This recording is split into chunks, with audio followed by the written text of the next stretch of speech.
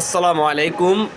বাংলাদেশে যারা সচেতন নাগরিক আছেন, ভিডিওটা শুধু তাদের জন্য। বাংলাদেশের ইতিহাসে এত জঘন্যতম কাজ নির্বাচনের আগে কোনো দল করে নাই।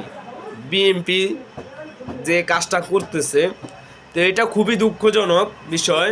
তারা ক্ষমতা পাবার আগে ক্ষমতার অপব্যবহার শুরু করছে। ক্ষমতা পেলে তারা কি করবে একমাত্র আল্লাহই ভালো জানেন। তো আপনাদের কাছে আমার এইটুকুই ছিল, যাকে নেতা এবং নেত্রী যাকে বানান, তো গ্রাম দিয়ে দেখে শুনে, এলাকা দিয়ে দেখে শুনে এমন একজনকে বানাবেন যেন আপনার দুঃসময় কাজে লাগে। হয়তো বা আপনি 500-1000 টাকার লোভে এখন পরে একটা দুষ্ট লোককে ভোট দিবেন, তো সে 500-1000 টাকার বিনিময় আপনি সাময়িক কিছু দিন ভালোভাবে চলতে পারবেন, কিন্তু পরবর্তীতে আপনি কি হবে, পরবর্তীতে 5 বছর আপনি কি করবেন, এটা একটু ভাবে চিন্তে দেখে তারপর আপনার ভোটটা আপনি বিক্রি করবেন। আপনার ভোট, আপনার মতামত আপনারই। কিন্তু আমি আপনাকে এটুকু সাজেশন দিতে চাই যে 500-1000 টাকা ভোট বিক্রি না করে সৎ এবং যোগ্য লোককে ভোট দিবেন।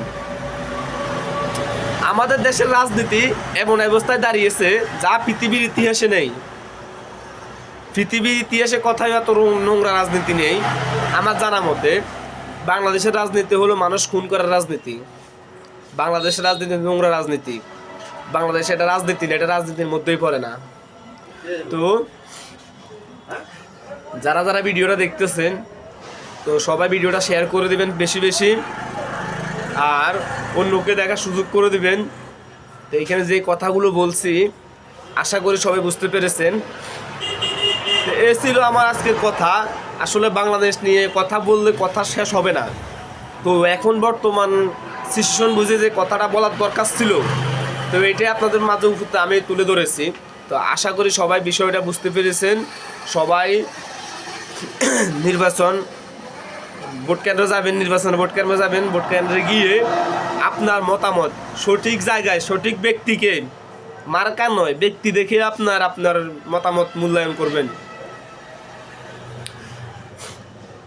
আশা করি আপনার একটা ভোটের মাধ্যমে দেশের একটা নাগরিক যদি একটা ভালো নেতা পায়, তো সে যদি সামান্যতম উপকার পায়, সেই উপকারের ভাগ কিন্তু আপনিও পাবেন। কারণ আপনি ভোট দিয়ে তাকে যদি এমপি না বানাতেন, তাহলে সেই ভালো কাজগুলো করতে পারতো না।